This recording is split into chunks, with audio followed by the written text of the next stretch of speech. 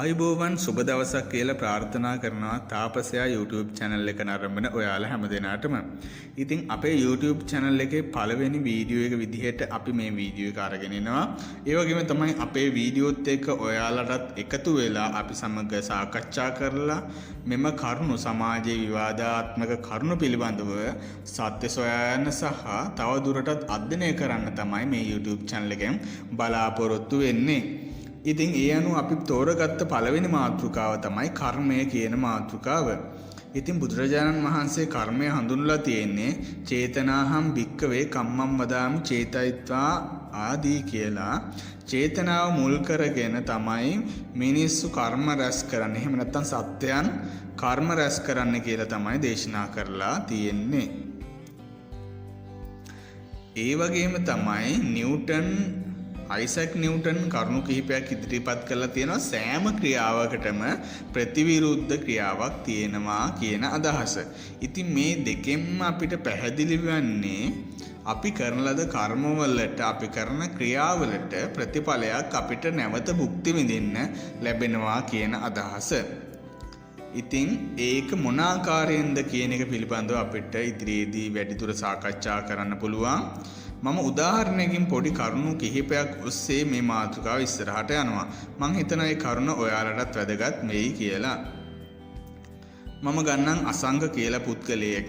මෙන්න මේ අසංක කියන පුද්ගලයා පෙරේරා කියන පුද්ගලයාගෙන් රුපියල් 10000ක් ණයට ගන්නවා. එතකොට පෙරේරා ලබා දෙන රුපියල් 10000 තමන්ගේ ජීවිකාව පවත්වා ගන්න තිබිච්ච රුපියල් 10000ක් තමයි අසංකට ලබා දෙන්නේ. එතකොට අසංක මේ ණය පියවන්න ඕනි.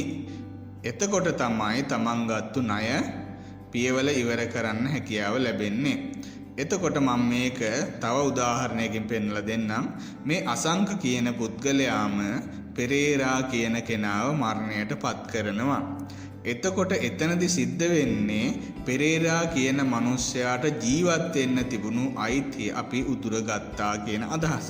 එතකොට වෙන්නේ පෙරේරාට භුක්ති විඳින්න තිබුණු දේවල් අසංක ගත්තා වගේම මේ අවස්ථාවේදී පෙරේරාට ජීවත් වෙන්න තිබුණු අයිතිය උදුර ගන්නවා අසංක කියන පුද්ගලයා.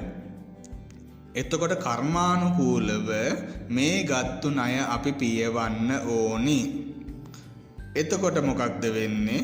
මේ සම්බන්ධව ගොඩක් වෙලාවට ධර්මයේ සඳහන් වෙන්නේ අපි පුද්ගල ඝාතනයක් සිදු කරාම ඒකට අදාළව අපිට දඬුවම් ලැබෙනවා කියන අදහස. ඒ අනුව අසංක කියන පුද්ගලයා ධර්මයට අනුව ගොඩක් වෙලාවට අපාගාමී වෙන්න පුළුවන්. එහෙම අපාගාමී වුණාම වෙන්නේ සාමාන්‍ය ජීවිතේ අපි කරන ලද කර්මවලට ප්‍රතිඵල භුක්ති විඳිනවා. අපාගාමී වුණාම වෙන්නේ අපායේ ඉන්න අපි අහලා තියෙන විදිහට යමපල්ලන් විසින් අසංකට දඬුවම් කරලා මේ කර්මය ගෙවන්න උදව් කරනවා කියන අදහස අපිට දක්වලා ගන්න පුළුවන්. ඒ කියන්නේ යම්කිසි පුද්ගලයෙක් අපාගාමී වෙනවා කියන්නේ තමන් කරපු කර්ම ටික ඊතා ඉක්මනින් ගෙවලා අවසන් කරන්න ඉක්මන් ගමනක් යනවා කියන අදහස.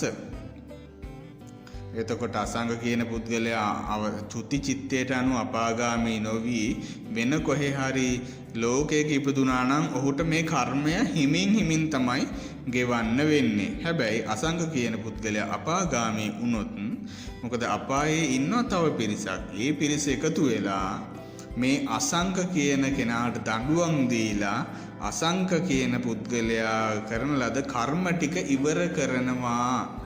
ඉතින් මෙන්න මේ කර්ම ඉවර කරවීම කරවන ස්ථානයේ අපාය කියලා අපිට දැක බලා ගන්න පුළුවන්. එතකොට අපි කරන ලද හොඳ නරක කියන්නේ අපි කරන ලද ක්‍රියා කියන්නේ අපි යම් කිසි කෙනෙකුට දඬුවම් කිරීම, යම් කිසි කෙනෙකුට වැරද්දක් කිරීම, අවැඩක් කිරීමක් ආදී මේ සියල්ලෙම අපි කරන ලද කර්ම කියන්නේ අපි ණයවීමක් වෙනවා වගේ අදහසක්. ඉතින් මෙන්න මේ කරුණ පිළිබඳව ඔබගේ අදහසත් යටින් කමෙන්ට් සෙක්ෂන් එකේ දක්වන්න. අපි ඉදිරියට මේ පිළිබඳව හොඳ අවබෝධයක් තියෙන කෙනෙක් හරහා මේ විස්තරාත්මකව ඔබ වෙත ගෙනෙන්න අපි බලාපොරොත්තු වෙනවා. ඉතින් මේ වගේ අලුත් වීඩියෝ එකකින් ඔබ හමු වීමේ බලාපොරොත්තුවෙන් අදට අපි සමුගන්නවා.